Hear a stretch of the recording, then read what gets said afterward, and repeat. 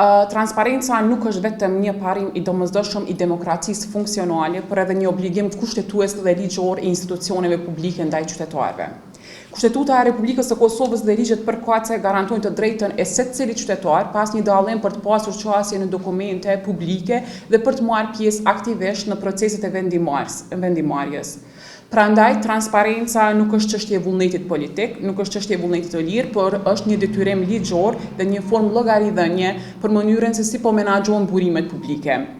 Përmes këtij raporti dhe diskutimeve të sotme synojmë të theksojmë rëndësinë e rritjes së transparencës dhe të gjitha format nga funksionimi i faqeve komunale tek publikimi i dokumenteve dhe garantimi të drejtës themelore të gjithë qytetarëve për informim dhe përfshirje në çdo gjuhë dhe nga çdo zonë e Kosovës. Vlerësimi mesatar i përgjithshëm për 38 komuna është këtë vit është 68.34 pikë nga 62.42 sa ka qenë në vitin 2023. Pra kemi një ngritje të lehtë, realisht shumë të lehtë të performancës në transparencë prej rreth 5% në nivel të komunave.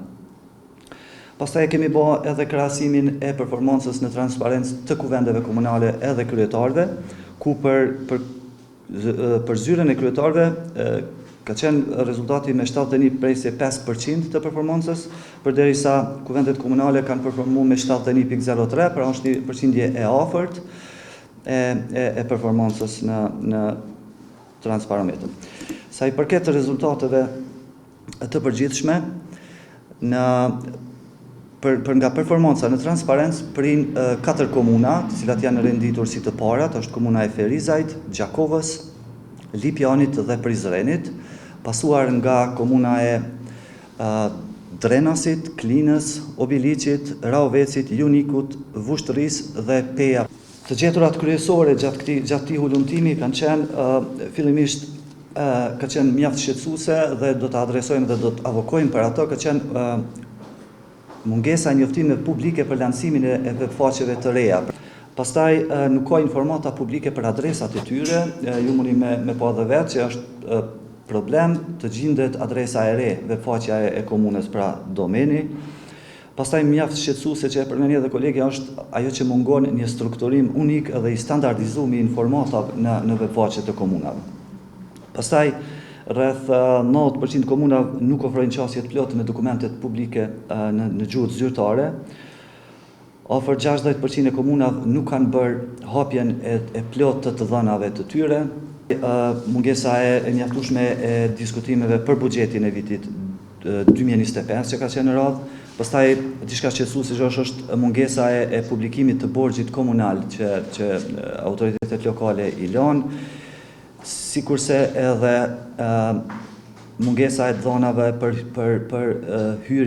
të hyrat vetanake të komunave. Për komunat do të kërkojmë që të njoftohen qytetarët për adresën zyrtare, domenin e webfaqeve të reja të komunave, të organizohen dhe publikohen dokumentet sipas seksioneve përkatëse, pra të jetë më e lehtë për qytetarët që të qasen dhe të marrin informacion dhe shërbime, të emërtohen dokumentet publike sipas përmbajtjes, sepse rekomandimi për Agjencinë e Shoqërisë së Informacionit do të kërkojmë dhe do të lobojmë që të sigurohet transferimi të gjitha dhënave, pra të bëhet migrimi i dhënave, procesi i transferimit edhe i arkivit të gjitha informatave në mënyrë sa më të shpejtë dhe sa më efikase.